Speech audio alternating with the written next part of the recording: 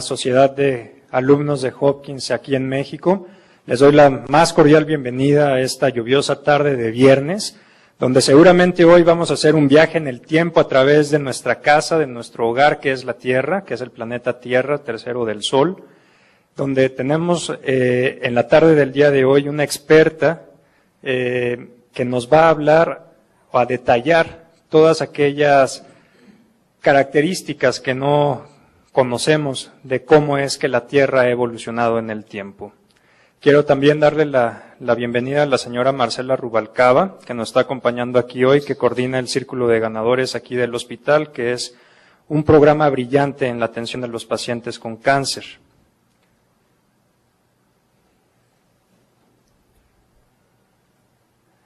Bueno,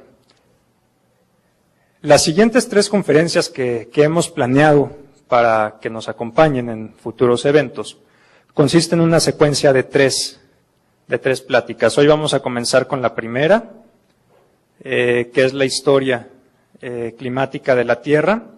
De ahí nos vamos a ir al aire, a factores contaminantes del aire, atmósfera, agentes catalizadores, y vamos a aterrizar en la Tierra y la sustentabilidad de la Tierra. Al final, junto a en el área de snacks, está una hoja de registro. Les pido que nos dejen su correo electrónico para que les mandemos las fechas en las que están programadas estas 2 últimas pláticas para que puedan cerrar con nosotros el ciclo científico de la Tierra. Dejo ahora el micrófono a alguien que ha destacado buscamos las menores palabras posibles, porque de poner todo lo que ha hecho, llenamos todo el cartel y ya ni nos da tiempo o espacio de poner el título ni nada de la cantidad de experiencia. No tengo las palabras para decir todo lo que ha contribuido la doctora Aliaga al campo de la geociencia, y pues demos un aplauso y una calurosa bienvenida.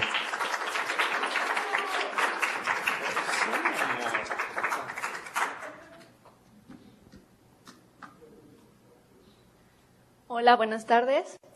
Bueno, les voy a platicar en términos generales un poco de la historia climática y sobre todo qué sabemos y cómo es que sabemos lo que hasta ahorita sabemos. La plática va a constituir de ciertos puntos. El primero son algunos conceptos básicos que creo convenientes para que puedan seguir un poco mejor la plática. Después voy a empezar a explicar por qué cambia el clima.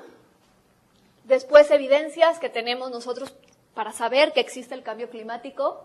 Y después me voy a enfocar en cómo se estudia y dos ejemplos de eventos climáticos que conocemos y que son de gran interés para la ciencia. Entre los conceptos principales, el primero es tiempo. Muchas veces nosotros, en términos normales, decimos está mal el clima, en vez de referirnos al tiempo. El tiempo son las condiciones, ahorita está lloviendo allá afuera, el tiempo es ahorita, ¿sale? Clima, la diferencia es esos eventos temporales en un promedio de 30 años. Para que yo pueda determinar el clima en una cierta región, tiene que haber habido ese mismo clima a lo largo de 30 años, y el promedio es el que me va a decir el clima de la región. Después tenemos el concepto de variabilidad climática. La variabilidad climática nos dice cómo fluctúa el clima o el tiempo de un año a otro. Por ejemplo, es clásico oír a las personas decir, ay, es que el año pasado era más cálido marzo, o menos cálido, más lluvioso. Eso se le llama variabilidad climática. Son cambios temporales en corta escala. El cambio climático se refiere a la evolución del clima que ha habido en la Tierra a lo largo de toda su historia. Estas son las condiciones promedio del tiempo y generalmente lo vemos desde perspectiva humana. Y aquí entra un punto adicional, el calentamiento global. Muchas personas usan un término u otro indiscriminadamente, pero realmente el calentamiento global es el que debemos a actividad antropogénica. ¿Qué quiere decir esto? A la actividad humana.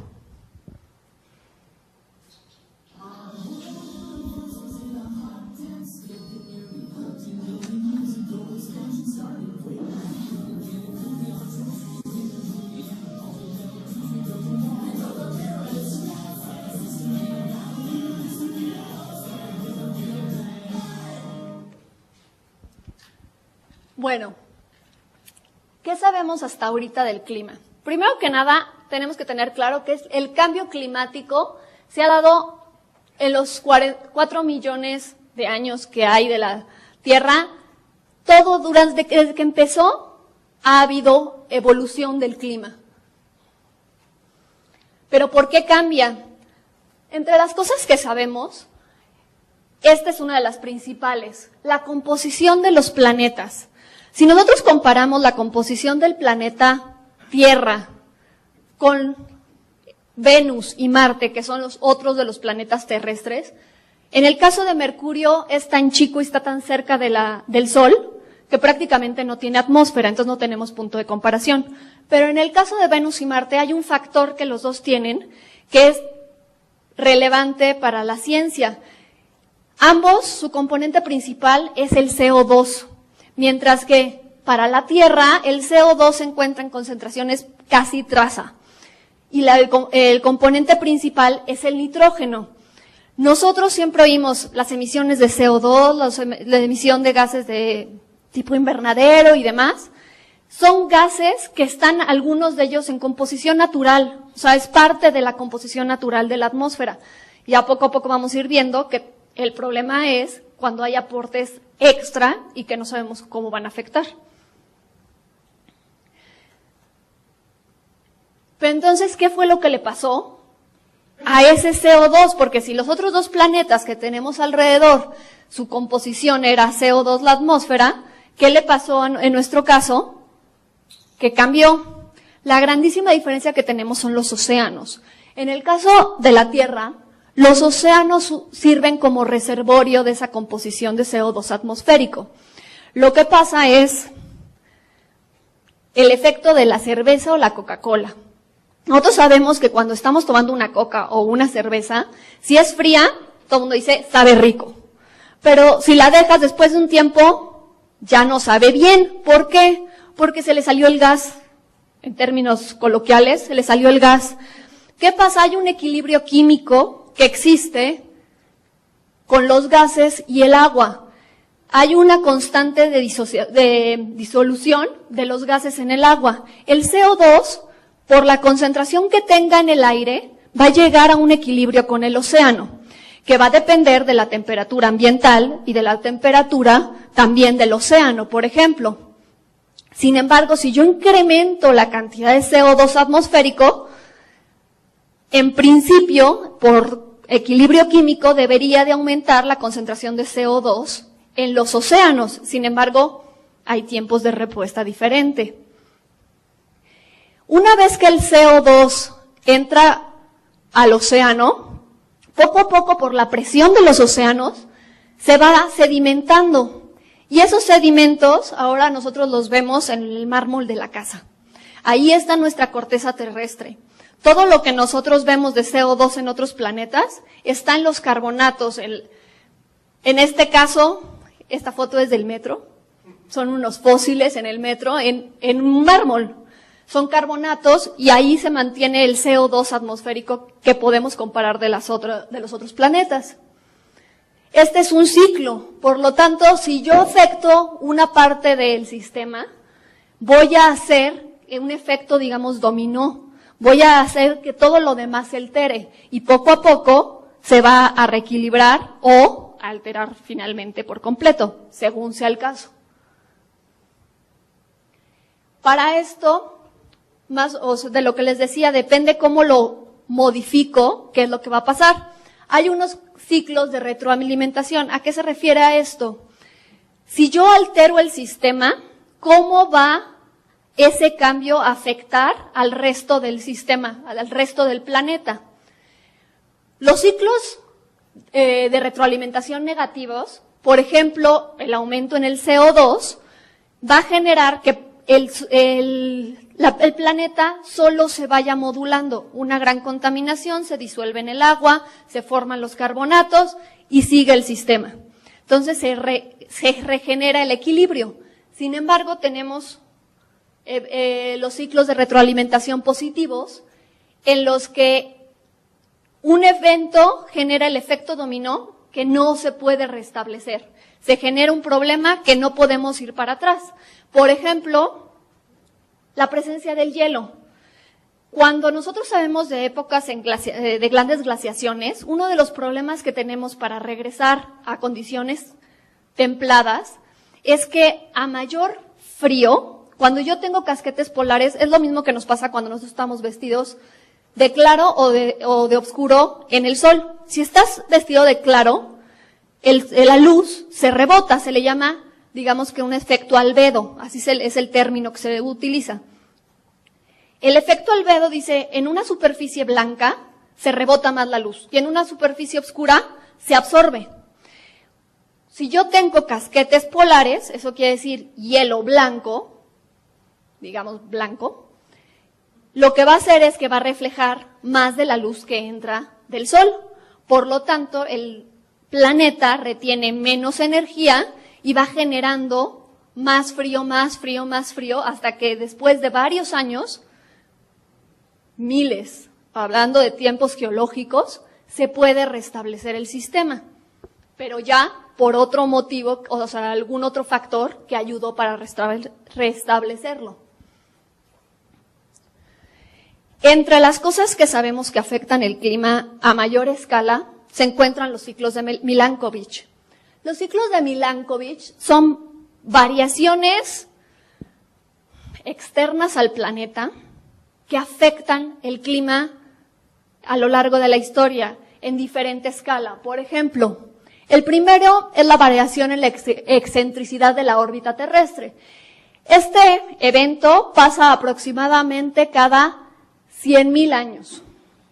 ¿Qué es lo que pasa? La excentricidad de la órbita terrestre se refiere a qué tan oblicua va a ser o qué tan circular. Ahorita nosotros sabemos que en la actualidad está con una excentricidad de 0.018 comparado con el máximo y el mínimo que se considera como 0.005 cuando es un círculo cuasi perfecto. Y la máxima elipse que conocemos según los registros climáticos, que es de 0.06. Entonces, prácticamente ahorita nuestra órbita es muy poco excéntrica. Por eso es que tenemos un clima relativamente agradable. O sea, nosotros podemos vivir aquí, hace frío, hace calor, pero no es tan extremo. Nosotros vemos que las diferencias cuando el planeta está en el perihelio o en el afelio, prácticamente las diferencias térmicas son de 3.5%. Pero cuando la órbita ha sido muy excéntrica, los cambios pueden llegar a ser de hasta el 30%. Eso quiere decir que o te congelas o te achicharras. Y realmente vivir bajo esas condiciones es más complicado, no todos los organismos lo pueden lograr. Otro de los efectos que tenemos es la oblicuidad del eje de la Tierra. Este ocurre aproximadamente cada 41.000 años. Este cambio lo que nos está diciendo es, muchas veces cuando estamos en secundaria o en primaria nos explican a qué se debe que tenemos años y a qué se debe que tenemos estaciones y a qué se debe el día. Bueno, todos sabemos de las clases de historia natural y demás, que para que nosotros tengamos estaciones, el Sol tiene que girar alrededor de la Tierra en su órbita. Sin embargo, al menos yo no recuerdo que me lo hayan explicado, no es tan fácil. Necesitamos tener una inclinación en el eje terrestre para que las estaciones se puedan llevar a cabo. Nosotros sabemos, hemos oído, que mientras de que es invierno en el norte, en el hemisferio norte, es verano en el hemisferio sur. Eso se debe, entre otras cosas, ahorita vamos a ver a qué también se debe, a la inclinación del eje. Si nosotros tuviéramos un eje completamente vertical, nada más giraría así el planeta alrededor del Sol. Llegaría, la incisión de los rayos solares sería exactamente la misma en el polo norte que en el polo sur. Durante todo el año nada más estaría girando así, pero todo el tiempo estarían respondiendo los dos polos de la misma forma al mismo tiempo. El hecho de que tengamos esta inclinación hace esa variación, porque entonces ya tenemos los trópicos que llega aquí, esta parte de aquí, que son los trópicos, o en el norte acá arriba, ya tenemos una diferenciación en el grado de incidencia de los rayos solares. Ya tenemos una primavera o un otoño que puede haber. Esta inclinación del eje ahorita es de 23 grados, pero sabemos que en los últimos 2 millones de años, sabemos que ha habido un máximo de 24.5 y un mínimo de 21.5. Lo que va a afectar va a ser prácticamente la línea divisoria de dónde empiezan los trópicos acá del Ecuador. Porque los trópicos están definidos como los lugares en el planeta donde por lo menos el Sol incide de forma directa a esa región. Para que eso pase, si este ángulo es mayor, el grado donde puede haber la incidencia directa va a cambiar y por lo tanto el clima en la región va a cambiar. Finalmente, el último de los ciclos de Milankovitch es la precesión de los equinoccios. Este sucede aproximadamente cada 23.000 años. ¿Qué quiere decir esto? Bueno, todos, supongo, hemos jugado con el trompo. El clásico que aventábamos de chiquitos y empezaba así. Cuando ya está a punto de caerse el trompo, ¿qué pasa? Empieza como a tambalearse. Se empieza a mover así. ¿Estamos de acuerdo? Eso es lo que le va a pasar a la Tierra. La Tierra tiene ese giro como si fuera una especie de trompo. Y ese trompo, la forma en la que se mueve como trompo, es la que genera que realmente termine habiendo estaciones. El ciclo anterior nos decía, ok, va a haber variaciones en el cenit, o sea, en el grado de incidencia. Pero aquí nos dice, es primavera y no es lo mismo que si fuera otoño. Es verano y no es lo mismo de que si fuera diciembre, invierno. ¿Por qué? Otra cosa que yo tampoco sabía de mis clases de primaria y secundaria, es que el eje de la Tierra siempre está apuntando a la misma dirección. No a lo largo de la historia, pero sí a lo largo de la vida humana.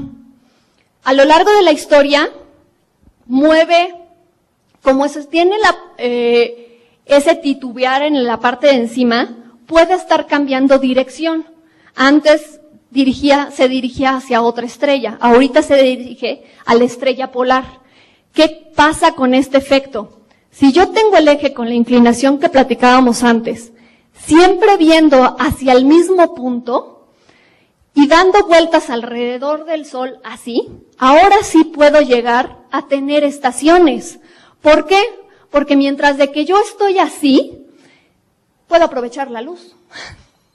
Si estoy aquí y este es el Sol, mi mano, cuando está aquí, tiene luz y va cambiando. Aquí ya no la tiene luz y ahora ya no la tiene. Eso es lo que pasa gracias a los ciclos de Milankovitch. Realmente tenemos estaciones. Y sabemos que como ha cambiado el punto de dirección del norte magnético, es decir, este punto a donde se dirige este círculo, sabemos que las estaciones no siempre empezaban al mismo tiempo que ahora. Ahorita sabemos que el equinoccio de otoño empieza el 22 de septiembre. Hace 5.500 años empezaba ahí mismo, pero empezaba en junio. Y hace 11.500 en marzo. y eran las condiciones ambientales o climáticas que corresponden a lo que era el otoño, simplemente en diferente periodo del año.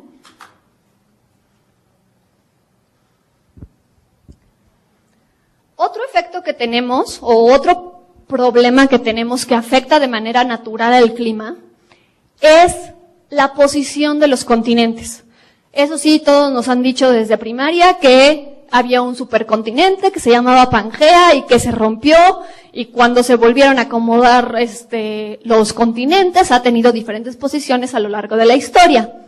Bueno, pues gracias a esa posición nosotros sabemos que va a afectar las corrientes marinas o va a afectar lo que se le conoce como continentalidad, el efecto de la continentalidad, ahorita lo explico. Y dónde va a estar distribuidos los casquetes polares. ¿Cómo funciona esto? Primero, el efecto de la continentalidad. Nosotros sabemos que cuando estamos en las costas, si estoy en el Ecuador, si yo estoy en la costa, el clima es más cálido porque es más húmedo y llega la humedad de los océanos. Pero si yo estoy también en el Ecuador, pero en una parte más céntrica, más continental, va a haber menos humedad. En principio, si hay montañas, todavía más seco va a ser. Entonces, el clima generalmente en el continente entre más dentro del continente estés, va a tender a ser más frío y más seco. A menos de que estés hablando ya de altura, de que estés arriba de la montaña, entonces ya va a ser más húmedo. Pero en la misma altura, entre más dentro del continente estés, va a ser más seco y más frío. Si yo tengo un megacontinente, ¿qué es lo que está pasando? Tengo toda esta región que está afectada por el efecto de continentalidad, mientras que cuando está separados los continentes, tengo más interacción con los océanos, porque tengo, digamos que más superficie de contacto. Después, eso es una hermosura. Es lo mejor que tenemos. Los océanos son los que nos dan las condiciones climáticas que tenemos para tener vida aquí. Así como el CO2 y tenemos una atmósfera que tiene nitrógeno y oxígeno en las condiciones adecuadas para que nosotros podamos respirar, el hecho de que los océanos nos den el cambio entre calor y frío, porque regulan la temperatura global, eso es algo que al menos no lo hemos podido observar, a mi saber, en ningún otro planeta, pero al menos en el sistema solar, no. Esto, ¿qué es lo que pasa? Aquí son las corrientes superficiales y aquí se le llama el cinturón de circulación termohalina. Si alguien vio Buscando a Nemo, es donde se ponen las tortugas a ir más rápido, es el cinturón termohalino. Nada más que ellos están cerca de Australia, ¿sale? Pero sí, es el cinturón termohalino. ¿Qué pasa? Ok, las corrientes superficiales, si nosotros estuviéramos pensando en agua, y tengo un foco, que en este caso es el sol, si yo pongo el foco directamente iluminando al agua, voy a esperar que se caliente el agua después de un tiempo. Pero si pongo el foco más lejos o viendo hacia otro lado, pues el agua se va a calentar menos rápido. Y ese efecto es lo que les pasa aquí. Si se fijan, aquí está el Ecuador para las dos imágenes, y si se fijan, nos dice, las corrientes cálidas van para arriba y para abajo. ¿Por qué? Porque van del Ecuador hacia los polos. Y las corrientes frías vienen de los polos hacia el Ecuador. Esto es a nivel superficial, pero eso nos hace una diferencia climática impresionante en escala global. Aquí es más o menos el mismo sistema, nada más que aquí ya estamos metiendo la densidad. Estamos hablando de la salinidad de los océanos. ¿Por qué? Porque la salinidad va a estar afectada por la temperatura y el tipo de agua. Entonces, a nivel profundidad, tenemos diferente temperatura y diferente presión, porque tengo diferente cantidad de agua que me está tapando. Entonces, generalmente el agua de hasta abajo va a ser muy fría en comparación a la superficie. Y esto va a ser un efecto de convección que va a hacer que circule y se active todo este cinturón termohalino. ¿Qué pasa con esto? Nosotros hemos oído, yo me acuerdo que en el 97 nos fuimos a vivir a Canadá. Y cuando estábamos allá, tocó un año niño, que ahorita vamos a ver qué fue el año niño. Pero ¿cómo se vio? Y claramente, nosotros estábamos en Vancouver. Vancouver se encuentra al oeste, en la costa oeste de Canadá. Tuvimos nieve 2 días y eran como 10 centímetros. Nosotros llegando de México esperando el gran evento que hubiera nieve y nos tocó esto. ¿Qué pasa? Mientras que del otro lado teníamos una amiga que estaba en Ottawa estudiando y era tal el frío que hacía que se quedaron sin luz porque se congelaron los cables de luz. Entonces se quedaron sin luz, sin calefacción y congelados. Y eso es un cambio nada más por vivir en la costa este o vivir en la costa oeste. Eso es lo mismo que pasa de que podemos tener gente arriba en Escocia viviendo, pero a la misma altura en Estados Unidos, en la costa este, casi no hay civilizaciones. ¿Por qué? Si se fijan, la parte roja sube, la parte roja está subiendo con dirección al Caribe. Y después gira y choca hacia Inglaterra, hacia Europa.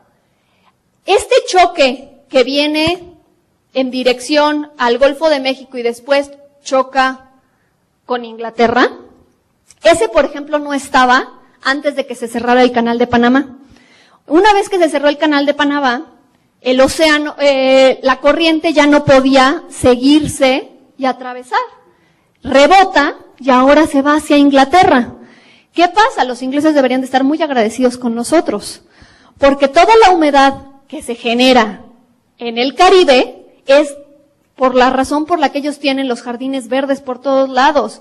Es la cantidad de lluvia que tienen. Sí, llueve muchísimo, pero es cálido lo suficiente para que viva gente en Escocia o en Islandia. Mientras de que los pobres que están acá en Estados Unidos, en la costa este, como este rebote es en la dirección a Inglaterra, ellos les llega el agua fría. Y entonces el agua fría va a llover, pero llueve menos. Y tienden a tener fríos mucho más fuertes, lo que pasó el año pasado. El año pasado tenían unos fríos en lo que era Nueva York, impresionantes, veían capas y capas, o sea, yo tenía fotos de un amigo que vive allá, y creo que le llegaba al techo la cantidad de nieve. Todo esto es simplemente por la circulación de los océanos. ¿Te favorece o te desfavorece? Pero esta circulación mantiene el equilibrio térmico en el planeta. Y es nuestro mayor sistema de autorregulación. O sea, es el que nos mantiene que si hacemos las emisiones de gases invernaderos, el océano nos amortigua. Que si queremos hacer tantas burradas que hacemos a veces, el océano lo amortigua. Y esa es la grandísima diferencia que tenemos con otros planetas.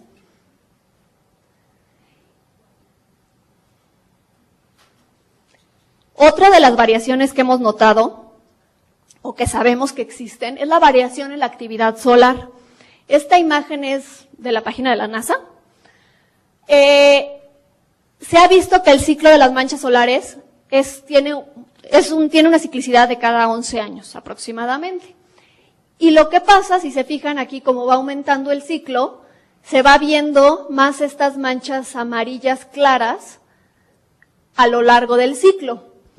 Esas variaciones en la cantidad de manchas del Sol afecta la cantidad de radiación que nosotros recibimos. La temperatura que nosotros recibimos va a estar afectada de la cantidad de manchas. Aquí hay una correlación entre la cantidad de las mediciones de radiación solar y cómo se correlacionan con la cantidad de manchas que se observan en el Sol. Sin embargo, estas variaciones, ahorita, en los últimos años, en los años donde está el humano viviendo, realmente las variaciones son como de 0.1%, por eso es que sigue siendo amigable para nosotros. Sí hay variación, pero es del 0.1%, podemos adaptarnos a esas condiciones.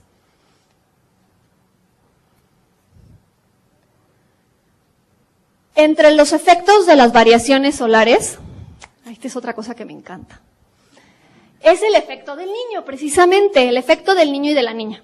Ok, ¿qué es el efecto niño? Se le llama niño y niña o evento ENSO, porque es de cómo cambia la radiación, cómo oscila la radiación en el hemisferio sur, ¿sale? Sobre todo es en el Ecuador, pero es porque afecta en consecuencia al sur y al norte, pero le llamaron al sur. ¿Por qué al sur? Este efecto se empezó a observar en las costas de Ecuador. ¿Qué pasó? Los pescadores, de repente, sin saber por qué, echaban sus redes al mar y sacaban más peces un diciembre que otro diciembre. Y no entendían a qué se debía. Y entonces decidieron que era el niño Jesús. Y por eso se llama el evento niño. Dijeron, es el niño Jesús, tú ya no preguntes, cómete los peces. Y después vieron que había años que echaban las redes y pescaban menos. Y entonces le echaban la culpa a la niña. Entonces, eso se llama evento niño y evento niña. El evento niño va a generar corrientes más cálidas. Aquí lo que les estoy presentando aquí, la primera imagen, es para enero del 2016. Como podrán ver, este es la parte, es el promedio. Cuando está en blanco, quiere decir que es el promedio de temperatura. Cuando van viendo colores azules, es que se está bajando la temperatura de ese promedio, y si se pone más rojo, está aumentando y se está separando en un valor positivo, térmicamente, del promedio. Podemos ver que en enero, si nosotros comparamos con los eneros que ha habido de 1981 a 2010, de 1981 a 2010, con el promedio, si comparamos el enero de este año, la temperatura del Océano Pacífico en el Ecuador era bastante superior a ese promedio. ¿Qué pasa cuando tenemos este evento? Quiere decir que este año estamos terminando o saliendo de un año niño. ¿Qué pasa cuando tenemos estos eventos? Por ejemplo, en México, lo que nos sucede es, tendemos a tener primaveras más secas. Más secas, ¿por qué? Porque llega menos agua, menos humedad. Aquí hay algo que ahorita les voy a enseñar, que es una corriente de humedad que oscila en el Ecuador, sube y baja, sube y baja. Y esa corriente de temperatura, de humedad, lo que hace es que favorece las lluvias en el hemisferio norte o en el hemisferio sur. Pero si nosotros tenemos temperaturas aquí cálidas, esa onda de temperatura ya no llega tanto, se seca antes, la humedad ya no llega. Entonces tendemos a tener primaveras más secas. Pero luego me pueden decir, sí, pero en el invierno se vuelve mucho más húmedo. Pero eso ya se debe a que entran más nortes. Eso ya se debe por lluvia que viene con choque de los polos. No es la humedad que viene por la estacionalidad. Eso ya es un evento adicional.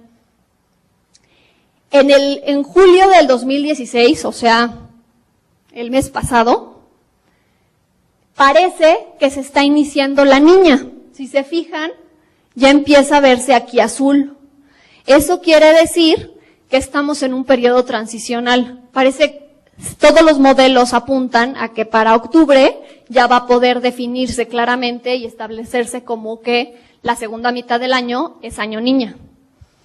Estas variaciones se deben en gran parte, todavía no se sabe en qué cantidad y a qué otros factores puede estar afectando, porque estos ciclos tienen más o menos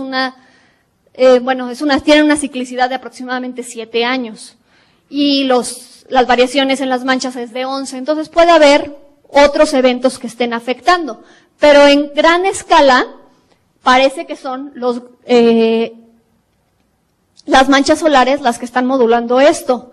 Sin embargo, algo más tiene que haber porque solo afecta en el Pacífico. Si nosotros medimos las temperaturas promedio en el Atlántico, no se ve. Y no sabemos a qué se debe. Hasta ahorita, y esto lo estuve leyendo ahora en la NASA, entonces supongo que no se debe saber en forma general. Esta es la zona que les decía de aumento en la humedad. Se llama la zona intertropical de convergencia.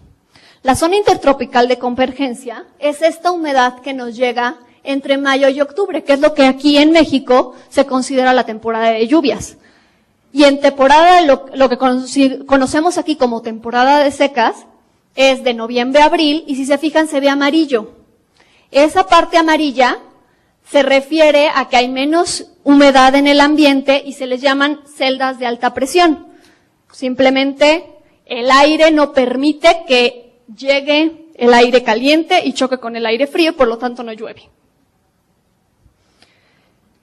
Se ha visto, por lo tanto, que con las variaciones en la actividad solar hay mayor cantidad de precipitación o menor cantidad, o sea, afecta la cantidad de lluvia en la zona intertropical de convergencia. Otro de los efectos que tenemos, y este es el más sonado, es las variaciones del efecto invernadero. Primero, vamos a ver qué es el efecto invernadero. Les platicaba que la composición original de nuestra atmósfera evolucionó. Ya el CO2 se volvió un elemento traza. ¿Qué me refiero con elemento traza? Ya está en concentraciones muy bajas. El componente principal, como veíamos antes, es el nitrógeno, oxígeno, argón, y ya después el dióxido de carbono, metano, óxido nitroso y los hexafluoruros de azufre. Estos compuestos que marco al final más oscuros son los que correlacionamos con los gases de efecto invernadero por actividad antropogénica. Pero no quiere decir que no estuvieran ahí. Este es el único que realmente es actividad humana. ¿Qué pasa? Cuando entra la radiación solar, entra como longitud de onda corta. Generalmente viene como visible o UV, en el espectro visible o UV.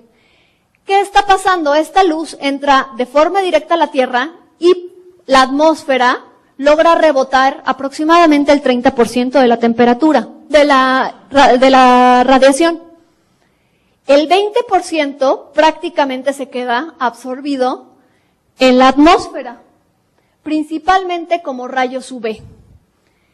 Y después, el otro 50% se absorbe en la superficie. Es más o menos lo que les explicaba del efecto albedo. Si tengo una superficie más oscura, voy a absorber mayor cantidad. Si es clara, absorbo menos. Pero en términos generales, el promedio es que absorbe el 50%.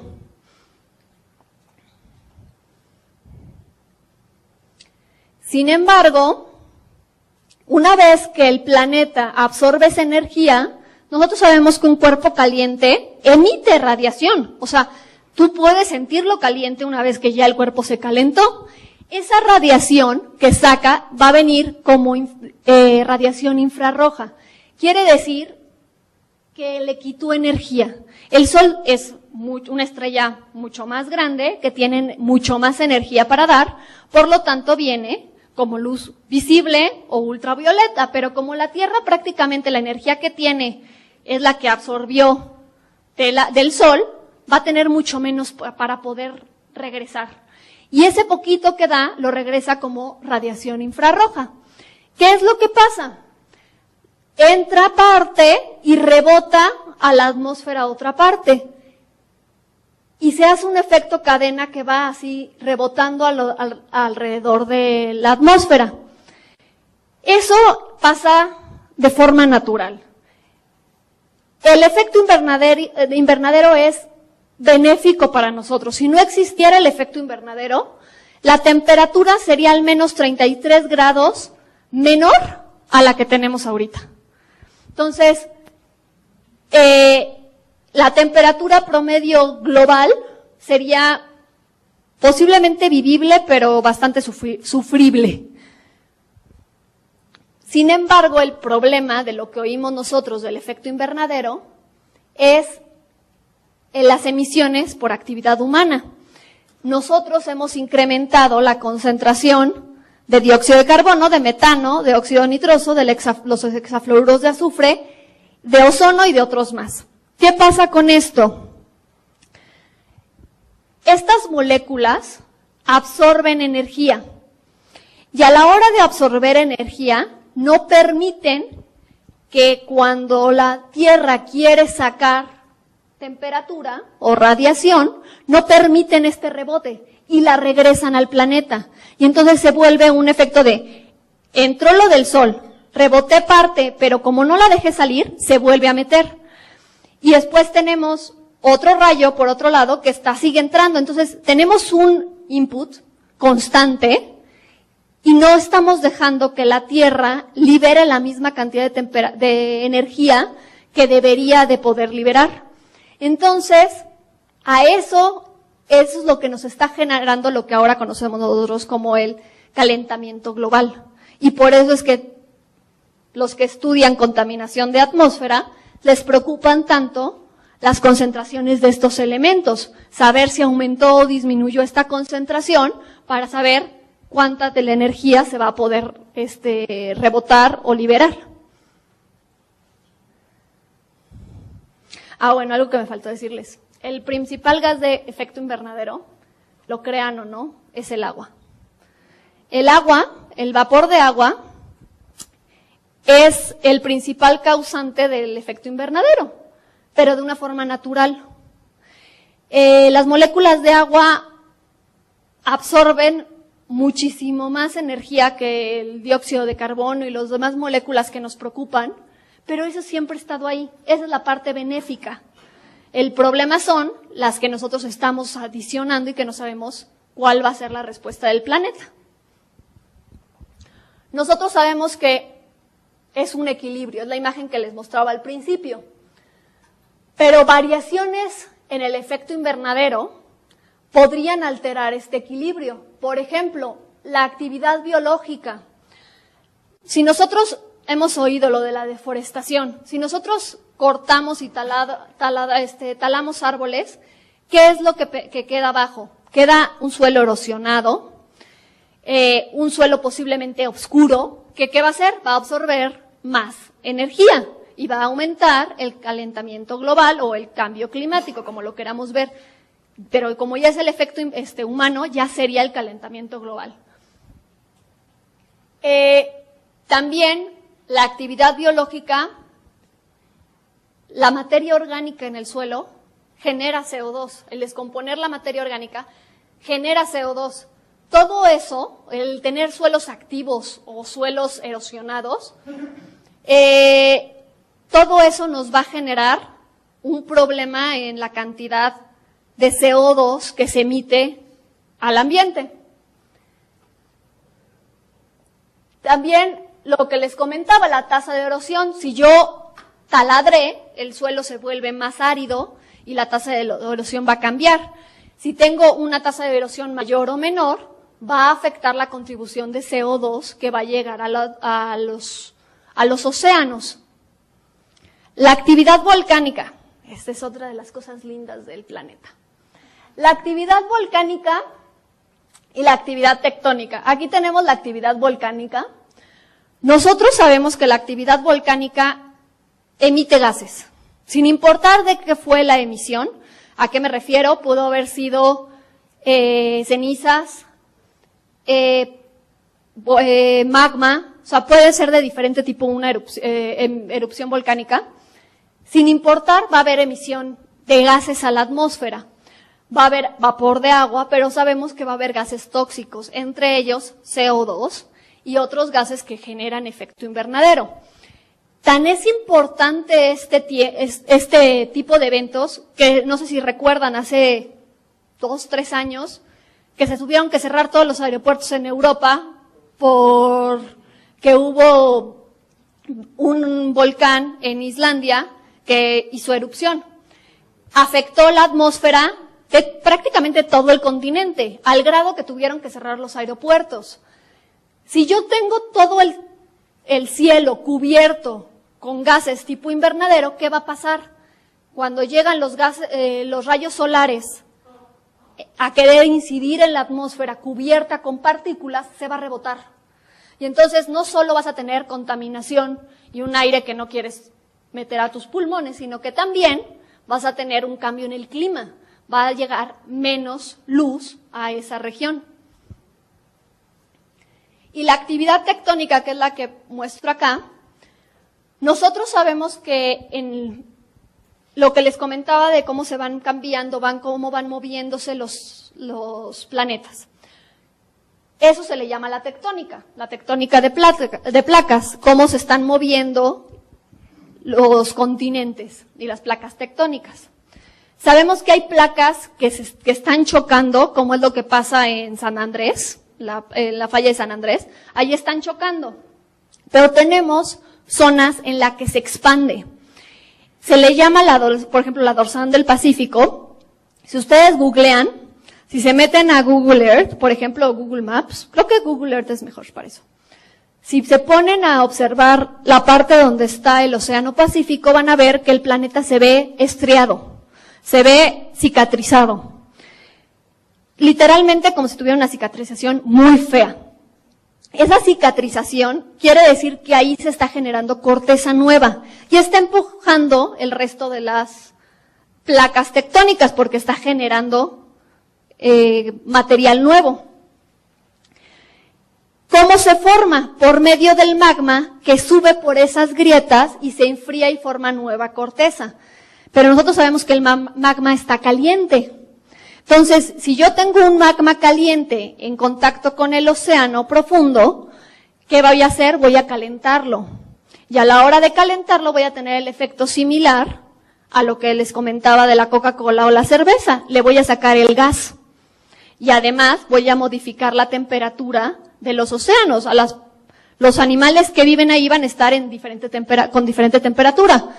Ahorita tenemos una tasa de crecimiento, pero a lo largo del tiempo geológico, esa tasa de formación de corteza nueva ha variado. Si yo tengo una actividad muy alta, ¿qué va a pasar? Es calentamiento. Entonces acaba afectando la temperatura del océano. Y finalmente, la actividad humana, que también afecta. Todo esto está correlacionado. La biosfera, océanos, atmósfera y desafortunadamente los combustibles fósiles. Bueno, ya les platiqué como los factores principales y cómo nos están afectando, cómo lo vemos. Pero en algún momento habría que preguntarse, ¿pero por qué no fue siempre así? ¿Cómo sabemos que no siempre ha sido así? Tenemos evidencias del cambio climático, por ejemplo, estas son evidencias históricas. Las evidencias históricas son simplemente datos que se han recopilado por otras culturas en otros tiempos. ¿Qué pasa? Por ejemplo, aquí tenemos la foto del mismo glaciar en Alaska y cómo ha ido retrocediendo a lo largo del tiempo. La primera foto en el 41, la siguiente en el 50 y la última en el 2004. Y entonces nosotros sabemos que hay evidencia de cambio climático. En este caso, pues ya sería calentamiento global por las fechas. Este evento es súper interesante. Es la pequeña edad de hielo, así se conoce. Es un periodo que hubo entre los siglos XIV y XIX. ¿Qué pasó? Se cree que fue precisamente por actividad volcánica. Había tal emisión de gases que no permitió que los rayos incidieran. No es la única teoría, pero parece que es una de las razones que pudo haber afectado la zona. Aquí principalmente se tienen registros de Europa y del norte de América, pero no quiere decir que a otros lugares no les haya afectado. Pero lo que sabemos, o cómo se registró, fue porque es un evento histórico. O sea, esta es una pintura de 1565, durante este tiempo que se le llama la Pequeña Edad de Hielo, que incluso hubo un periodo en ese entonces que se le llama el año sin verano. Fue tal la actividad de un volcán que durante un año vivieron con nieve. Entonces, no vieron cambios en el clima. Otro de las evidencias que tenemos para conocer el cambio climático son las evidencias geológicas. Por ejemplo, se les llama registros paleoclimáticos. Son los fósiles, núcleos de sedimentos lacustres u océanos, núcleos de hielos, sedimentos, estalagmitas o anillos de árboles. Hay más. En el caso de los núcleos de sedimento y núcleos de hielo, prácticamente lo que hacen es como si estuvieran teniendo un raspado, metes un popote y sacas el popote lleno de hielo, así con todos los estratos que se han ido formando. Y vemos variaciones en la coloración o en el tipo de sedimento que se formó y podemos estudiarlo. Estos son sedimentos de eventos que se les llaman nóxicos, que por condiciones climáticas no hubo las condiciones adecuadas para que hubiera ventilación en los océanos. Y estas son las estalagmitas de las que les voy a platicar un poquito más porque son las que yo estudio.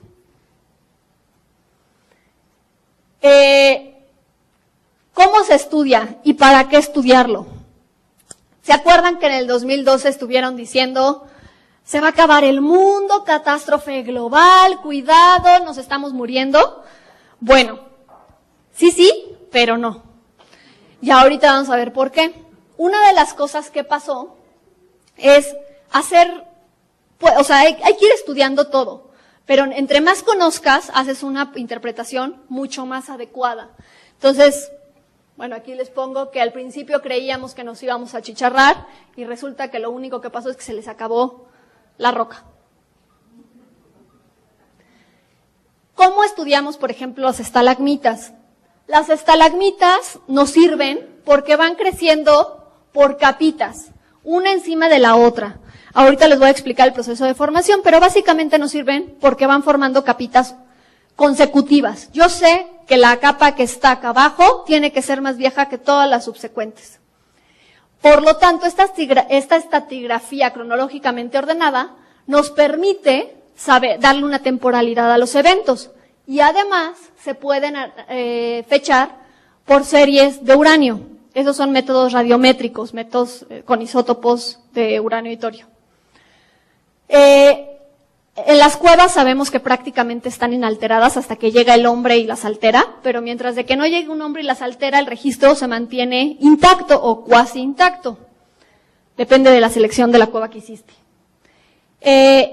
Y sabemos que va a cambiar su composición química en los sedimentos dependiendo de las condiciones ambientales. ¿Cómo se forman en sí? Este es el suelo. En el suelo se lleva a cabo, como les decía, el CO2 por actividad biológica, se mezcla con el agua y forma ácido carbónico, que a la hora de llegar al epicarst, que es la zona arriba de la cueva, disuelve la roca, el carbonato, como si fuera un Alka-Seltzer, básicamente, disuelve el Alka-Seltzer, y se infiltra el agua por las grietas arriba de la cueva, y esa agua trae información en los compuestos, en la composición elemental e isotópica, ahorita me meto en eso, la composición elemental e isotópica va a tener una firma característica dependiendo de las condiciones climáticas. misma que cuando llega el agua y forma la estalagmita, se queda registrada. ¿Qué son o cómo funcionan los elementos traza? Los elementos traza es como si yo tuviera una bolsa llena de M&M's o chicles de colores. Esta es mi composición original y de repente veo que pasó un proceso químico o físico que hizo que se diferenciara. Si se fijan aquí, represento la composición de la calcita como que aumentó la relación de amarillos en relación a los demás colores. Esta era la inicial y aquí teníamos menos amarillos, aquí es prácticamente enriquecida en amarillos. Y el resto se empobreció en amarillos, posiblemente se enriqueció en rojos. Eso es lo que le va a pasar a la composición del agua. ¿Qué es lo que pasó? A alguien le gustaron los amarillos y por eso los perdí. ¿De qué me sirven? Por ejemplo, los elementos traza en las estalagmitas. Los que más se utilizan es el magnesio y el estroncio, porque se parecen mucho al calcio. Entonces los encontramos generalmente en los mismos lugares. El magnesio y el estroncio se le llama fraccionarse, va a cambiar su composición con respecto a la original. Entonces la composición de magnesio con relación al calcio inicial y final va a variar. Y estos cambios nos van a decir, como la calcita prefiere, el carbonato quiere calcio, si veo que mi agua está enriquecida, quiere decir que hubo situaciones en las que otro carbonato precipitó antes.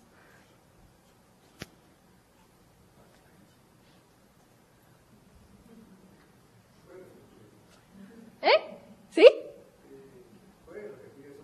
¿Acá? Ok, ¿esto? Quiere decir que si yo tengo agua con calcio y con magnesio y estroncio, si hay época seca, el carbonato tiende a precipitar. ¿Qué es lo que está pasando? Si yo ¿alguna vez han lavado trastes en Querétaro? ¿Qué pasa? Es que viví en Querétaro. ¿Qué pasa? O cuando vives en lugares donde el agua es muy dura. El agua dura genera que toda la tubería se te tape. Vivir en Querétaro es destapar tu regadera cada semana por la cantidad de calcio que hay. Si yo uso agua caliente, se va el agua y entonces me va a quedar más sal. Cuando tú lavas un plato en un lugar con agua salada, te va a quedar una capa de sal cuando se va el agua. Esto es lo mismo que nos está pasando con los elementos traza. Los elementos traza, cuando veo esa capa de sal, va a preferir precipitar, así se le llama, con la composición que le gusta, en este caso, carbonato de calcio. El carbonato de calcio quiere absorber esos compuestos y va a querer desechar el resto que hay en el agua. Dice, no, a mí me gusta el carbonato de calcio. Todo lo que tenga calcio yo lo quiero. Todos los demás me sobran. Entonces, si yo analizo agua después de que hubo esa precipitación, voy a ver agua con menos calcio que magnesio y estroncio en relación a la original. Y puedo saber que hubo condiciones secas en las que precipitó antes. ¿Fue más claro? Perdón.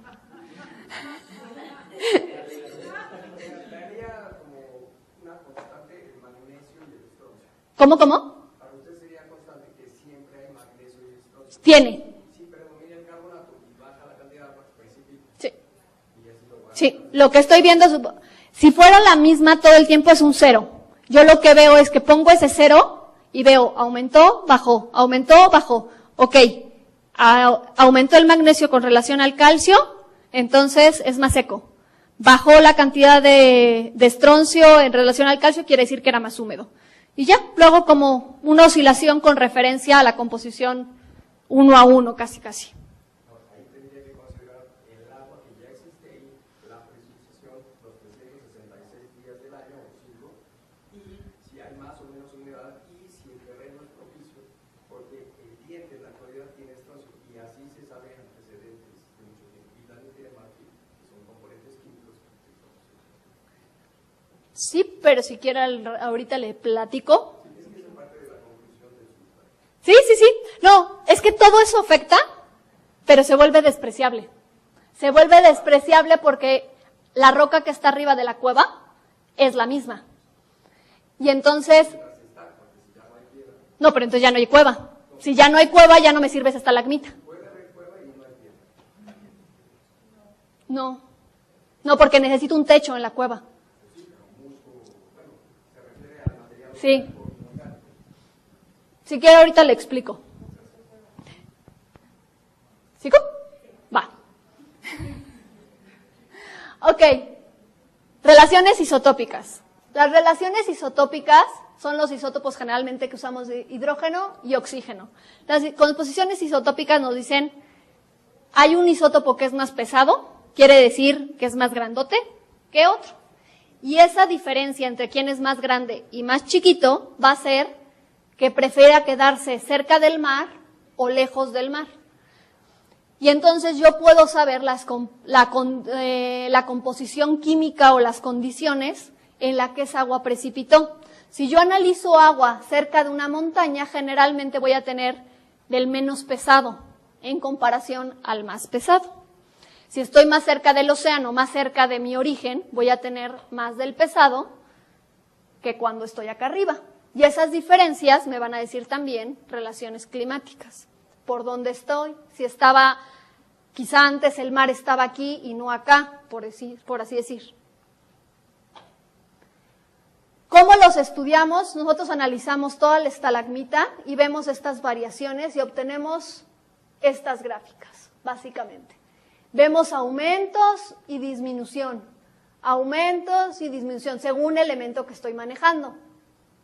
Estas variaciones me van a poder decir, entonces, las condiciones climáticas en ese punto determinado. Yo ya lo feché por series de uranio, ya sé el tiempo en el que creció ese estrato, y con la composición química puedo saber las condiciones climáticas de ese momento. Así se analizaron, por ejemplo, el núcleo de Vostok. Este está en la Antártida. Talaron todo esto, metieron un super popote y sacaron un núcleo enorme. Y aquí fue cuando empezamos a oír calentamiento global y nos estamos achicharrando. ¿Qué pasó? Vieron el registro por isótopos de oxígeno, cómo las variaciones en la temperatura van generando, han ido fluctuando a lo largo del tiempo. Tenemos un máximo y un mínimo, y pudimos saber la temperatura en la que cada uno de los estratos se formó, cada una de las capitas que registraron en esos núcleos. Y después, el hielo, ustedes han visto, por ejemplo, el hielo de su casa, cuando deja burbujas de aire, que luego se ve como muy opaco ese hielo, es porque tiene mucha burbuja con aire. Lo mismo le va a pasar a los núcleos. Tienen aire adentro y esas burbujas de aire tienen la composición de la atmósfera de cuando se formó esa capa de hielo. Así que analizaron la concentración de CO2 que había en esos estratos y se fijan, prácticamente correlaciona. Entonces dijeron, el CO2 tiene una correlación directa con la temperatura. Y dijeron, ¿cuál es la temperatura actual? Ah, pues estamos aquí. ¿Cuál es la concentración de CO2 actual? Ups, estamos acá. ¿Qué es lo que nos espera? Nos vamos a achicharrar. Esa fue la conclusión y salió Al Gore diciéndonos, nos vamos a morir. Pero tenemos los océanos, tenemos los sistemas de retroalimentación y eso es más o menos lo que quiero dejar de la práctica. O sea, sabemos cosas, no todo. Entre más sepamos es mejor, porque podemos hacer interpretaciones mucho más adecuadas. Pero para poder hacer interpretaciones completas necesitamos necesitamos estudiar para poder decir, ok, sí se va a calentar, ¿y qué? ¿Nos vamos a morir o no podemos adaptarnos? Uno de estos casos, ya nada más lo voy a presentar y otro más, es el límite KT, que es el límite del Cretácico y el Terciario, y no sé si han oído que muchos dicen que el meteorito de Chicxulub mató a los dinosaurios. La extinción masiva de dinosaurios por el meteorito que cayó en Mérida. Bueno, tenemos estudios que sugieren que puede ser, es una de las teorías. Sabemos que hay iridio que se relaciona con meteoritos en ese límite de sedimentos. Entonces dijimos, ok, sí, un meteorito en ese momento. Pero, ¿es o no es el causante de la extinción masiva de los dinosaurios? Ya recientemente encontraron que también hubo una alta actividad volcánica, sobre todo en la India. Y esa actividad volcánica afectó la composición atmosférica de ese momento. Entonces, pudo haber cambiado a que fuera diferente el clima o simplemente los intoxicaron con las emisiones de gases. Y además se sabe que el nivel del mar era bajo. Entonces, al principio decíamos, tuvo que haber sido el Chicxulub. Y ahora sabemos que pudo haber sido el Chicxulub y otras razones, o posiblemente el Chicxulub nada más estuvo en el momento adecuado, en el tiempo adecuado. Finalmente, glaciaciones. El hecho de que tengamos, ¿se acuerdan que les decía qué tan ancha o qué tan circular, elíptica o circular es la órbita terrestre? Va a generar glaciaciones, porque no es lo mismo estar cerquita del Sol o lejos del Sol. Entonces, si mucho tiempo estás lejos, vas a generar una glaciación. No es la única razón, pero es una de las razones. Y entonces tenemos, entre algunas de los eventos, tenemos esta del Cuaternario. Esta del Cuaternario se ve en Nueva York. Si tú vas a Nueva York, al Central Park, y ves las rocas, se ven las morrenas. Esto es una morrena. Es la erosión típica de una glaciación. Y esa se nota en las rocas, se ve como rasguñada la roca. Otras que pasaron, por ejemplo, es cuando era el supercontinente Pangea. Todo esto era glaciar. Sin embargo, con la actual ubicación de los planetas, realmente ahora está lo que era de los glaciares, está aquí, acá, hasta la India y acá abajo. Y podemos estudiar con estos sedimentos que se quedaron, dónde estaba y qué tanto afectó esas glaciaciones. Y ya es todo. Muchas gracias.